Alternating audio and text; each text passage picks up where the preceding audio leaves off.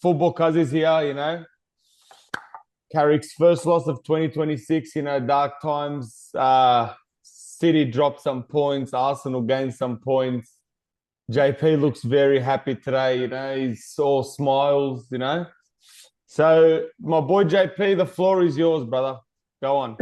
Oh boy, I'm gonna go straight to ask you this question, Robbie. So you have two options here, and I need the honest answer. Yeah.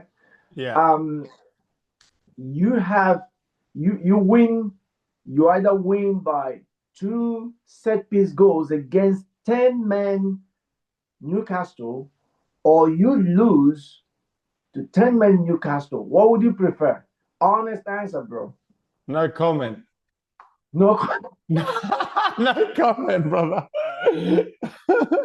Look at you. Those You three see points, how those three difficult, points would have you done see the something. difficulty in coming out from hypocrisy back to reality. You see how it is, how difficult it is, bro. I got you right there.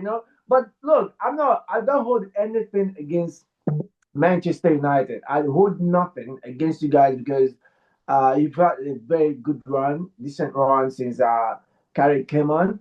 I think it's his first loss. I don't want like I'm not gonna go out and to criticize him, even though it's really a shamble one when you consider that you lost to 10 men, 10 man Newcastle.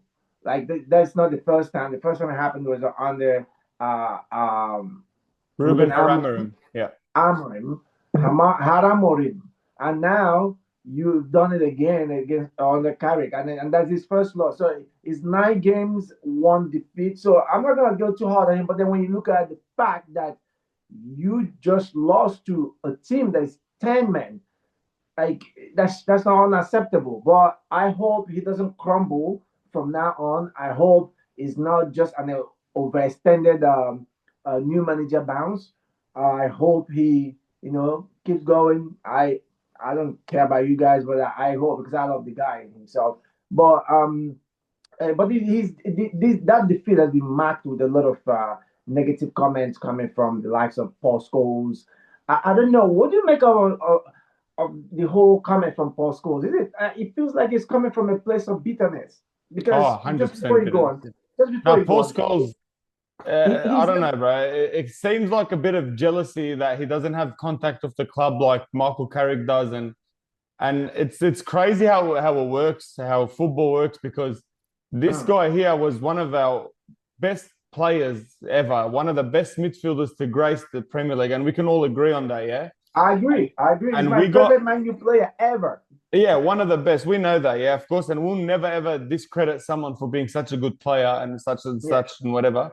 But you played with Michael Carrick, Paul Scholes. You played with him, didn't you? And you were like brethren, you were all fucking friends and we're handshakes when we're winning stuff together and stuff like that. Mm. And it's crazy that Michael Carrick's on a winning streak, has literally out of 7, 8 games, one draw and one loss. And as soon as he lost, you go around and you shank him straight in the back. You say straight a comment, something like that. That is disgraceful from Paul Scholes. And I'll actually say it like loud and clear. Anyone that backstabs someone that quick, just after one loss, and we are third, coming from where we were last season, 15th. All right. And they're going to say Ruben Amorim this and Ruben Amorim that and all that bullshit. He done nothing to the club. Carrick came in. We're third. We're playing good football. I understand the drop off's been a little bit, and that goes on the players, and I'll take down the players for sure. But one loss, and you're going to go on Instagram like a fucking kid, like an actual kid going on Instagram, putting up a story saying something. You know what he said about the whole, Yeah. they've been playing bad. Michael Carrick must have something about him. What an absolute disgrace of a comment, bro. That is Yeah. horrible, bro.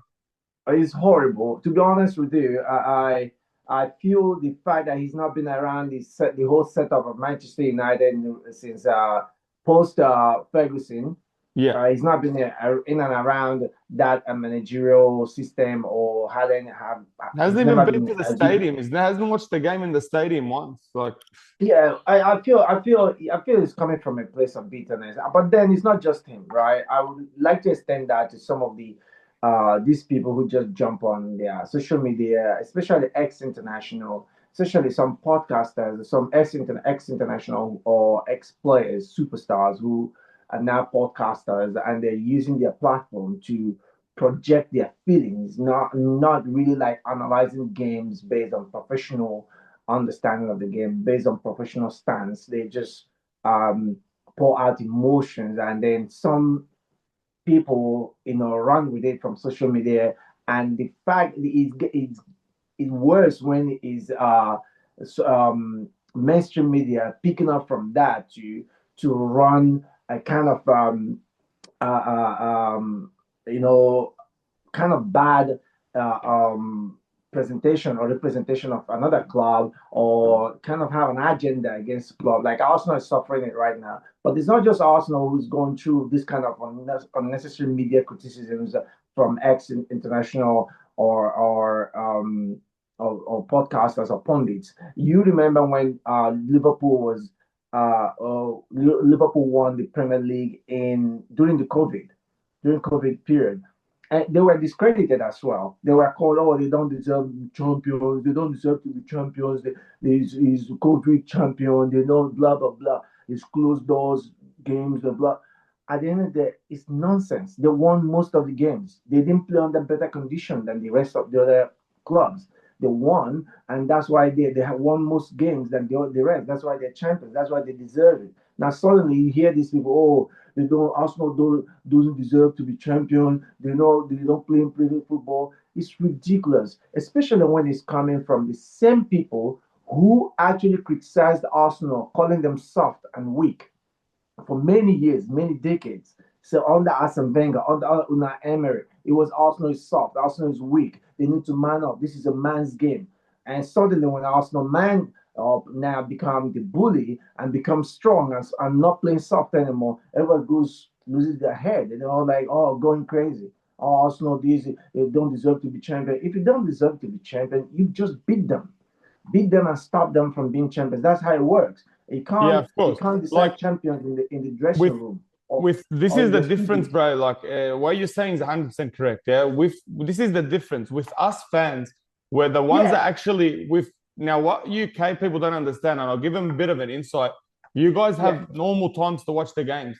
When I'm watching Manchester United, I'm waking up either 1 a.m., not even sleeping sometimes, absolutely. or 3:30 a.m. So us fans, we're watching this game. If you fuck up in the game, a lot of shit we say is out of not out of bitterness and blah blah blah blah. We're saying Yeah, stuff out of just we're angry in yeah, the moment, like, oh, but they don't deserve the win. Like just a normal fan reaction, all right? yeah, But when you yeah. get a legend of a club that's not even attending when they live there, they're not attending the Mm, club and they're saying things about your club and about how this and how this and how that. That's yeah, a different bitterness. We got bitterness. We're angry. We're pissed. I got to deal with yeah, JP. If we lose to Arsenal, I got to deal with JP. We're giving it to each other. These guys yeah, are trying their best to say, I told you Carrick's not good enough. I told you this, I told you that, just so their podcast grows and they make a name out of it. But it's us yeah. fans, we're the ones actually suffering. We're actually going through Absolutely. doing everything we can to watch the game. And then you got these guys coming and dropping negative comments on any club, it doesn't matter. Like I told all the Yeah, Liverpool fans, my friends that were fans, I told them, yeah, COVID Cup, blah, blah, blah. Do I wish we won that cup? 100%. Do I wish we won the league in COVID? Yeah, we won the league. Like, I'm telling you, it's 100%. the COVID Cup, but the credits there, he's won the league then. Like, it is what it is. I know we're all rivals and blah, blah, blah. But a lot of the big legends of clubs, they're discrediting shit that the club's done, which in any circumstance is not good enough, bro. Literally, it's not good enough. 100%. They took 100%. banter to a whole nother level just to promote themselves, and it's ridiculous. Absolutely. Absolutely. It's just all about themselves because for us fans, there's no problem we having bangers. It's normal. That's what the game is all about. That's why we love the 100%. game. Fans gonna like go at each other, make mockery of each other, and all of that. That's what we do. But when you have big stars like that, like you said, that big legends, and then they just like trolling saying some nasty things that are not even like they're trolling, but they're actually serious about it. That's when you know that you ask yourself, really, are you serious about this? And Exactly. it's really ridiculous. How do you see this situation with like a few weeks ago, everyone talked about, was it a few days ago? Everyone were really on top of Arsenal about Wolves, drawing at Wolves. And now Wolves have gone ahead to win 2 games in a row against Aston Villa, unexpected win against Liverpool, unexpected win again. They are just on a run. Now, does that give us the real perspective of, I mean, the real picture of what Premier League is like this season? It's Yeah. pretty much tougher than ever. Don't you think so? Yeah. That's literally why, and everyone that tells me they watch all La Liga and like Bundesliga and all that other leagues, Mm. they say to me, "There's better quality there. There's better this. There's better that. There's better that." But one times out of 100 times, Bayern Munich in Bundesliga is going to beat the lower teams. One times out of 100, like 100 times out of, like probably 99 times out of 100. Sorry, Absolutely. yeah. True. This True. is why the Premier League is the best league ever. I swear to God, Yep. because you can go, bro, like for instance, us, bro, we beat Man City, yeah? We beat Arsenal to top two, yeah? And that's the best Arsenal now, like, because you are gonna, looks like you're gonna win the league. So we beat the top two teams, yeah? Like very comfortable. I'm not gonna lie, it was a good game against you guys, but we deserved that win, yeah? And then you Yeah, go and draw to 100%. West Ham and then lose to a 10-man Newcastle. Bro, you're not getting that, bro. You're not getting that anywhere else. Like, even with you guys Yeah. lost, like, drew to the lowest team on the ladder. You know what I mean? True. Then you go Yeah. beat Chelsea. Like, Yeah. bro, the Premier League's just, it's the best thing ever, bro. That's why It's the it's best. like winning the It's Premier League hard. has to be like the probably like, I'm not even gonna lie to you, at this sudden time right now, and Yeah. I don't know if you agree with me, you'd much rather win the Premier League over the Champions League. And I know I sound like deluded, but 100% it's probably one of the hardest things to win at the moment, just because of how games are Absolutely. played. It's just Absolutely. unpredictable, bro. You got to run a five. If we get a 5-6 run in a row, all of a sudden, and Arsenal drop 3-4 games, we're in the title race. Like, it's like, bro, it's crazy, man, how it works. I swear to God, Hundred it's percent. the Premier Hundred League's percent. nuts, man. I feel really, to be honest with you, I've never, and it's probably gonna get tougher next season because yeah, teams get, they keep fortifying the team, they keep, making more, bringing in more players, changing tactics and all of it. It's just so there's so many things that are involved in the game now. And I see teams like taking taking throwing seriously. Yeah. Before, it never, yeah, you only had the season when Stoke City was like a team using throwing to score everyone. But now, see, teams are actually seeing like, oh, is a chance to score a goal, and they're really doing it and doing it seriously. And so everyone is gonna find a way, design a way to get results, and that's what matters at the end of the day. Of course, when let me tell you this: when people talk about the brand of football that is being played right now, you have to trace it back. I look at the time; it was Michael Owen who actually brought this up, and he discussed about how the game is changing, and it's changing from the academy. What is being taught in the academy? Players are not being taught to dribble anymore. Players are not being taught to be skillful, take two players and beat them. Players are not being taught to be like JJ Okocha, Ronaldinho, Robinho, all those Lego stepovers, all those like is all this gone. It's gone, And it's man. not, and it comes. You have to look at the academy system where footballers grow. That's where we have. If anyone wants to change, if anyone wants to change the whole system, he has to go back to be like a 10 year or 5 years or 10 years plan from the academy, where players will have to be re-educated now. Young talents will have to be re-educated to go back to the days of skills, dribbles. Not pass, positioning systems and all of that. Yeah, that's what we are seeing, but you have to find a way to win under the condition. You cannot keep making complaints about it. You've got to win. You know, 100%. if there's a need to go back to that, to the system where we had the likes of Jejo Culture, Robinho, Ronaldinho, all those skillful players, Rio Costa, Clarence Seedorf, all these Zinedine Zidane, Mesut Ozil. So I wish, yeah, we still had those talents. You know what I mean? I really wish, but at the moment we don't. Football changed, and now it's more a lot of physicality. Skills have been taken off, more physicality, and it's not one sport. There's no team playing more skillful than the other.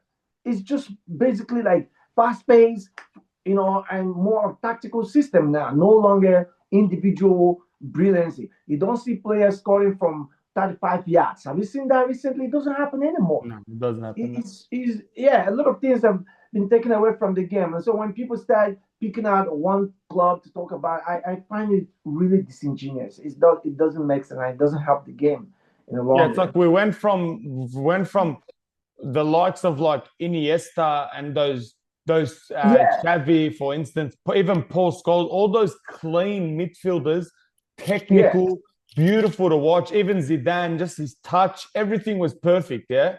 So yeah. now everyone's saying like Jude Bellingham, let's say, is one of the best players.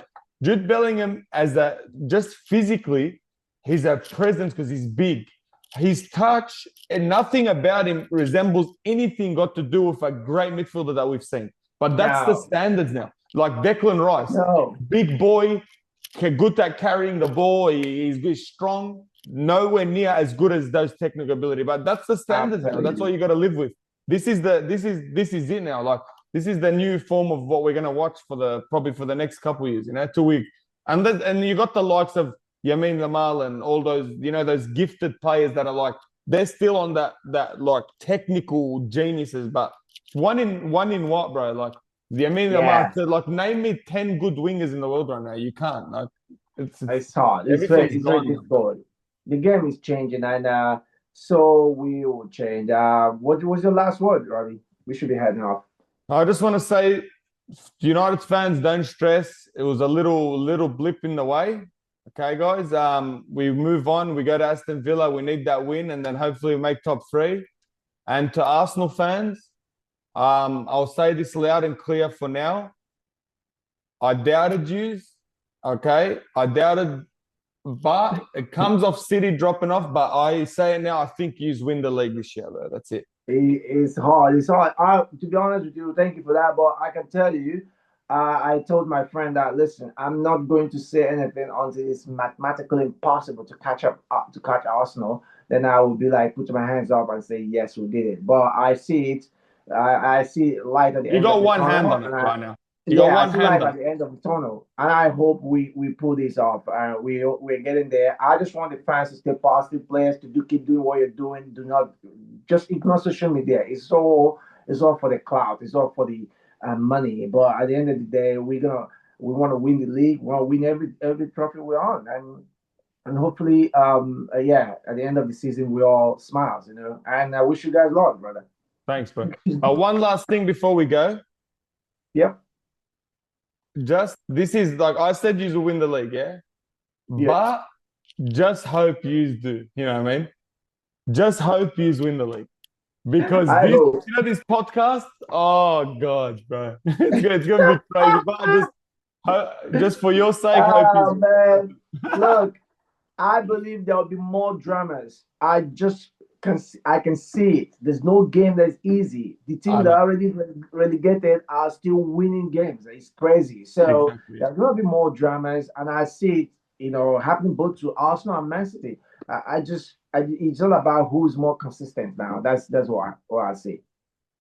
And guys, tune in as well. Next podcast we drop, which will be in a couple of days, we will be giving doing a little prize pool thing, me and JP, for some Yep. picks about the Premier League, and it'll be a $500 win for whoever wins it. So tune in, guys, and then yeah, you will hear about it next Yes. podcast. Yes, we'll be doing promotional video for that. We'll be giving away $500 at the end of the season for who got the right prediction for the top four finish in English Premier League. We'll do a promotion video for that, and then we'll post it on our social media handles.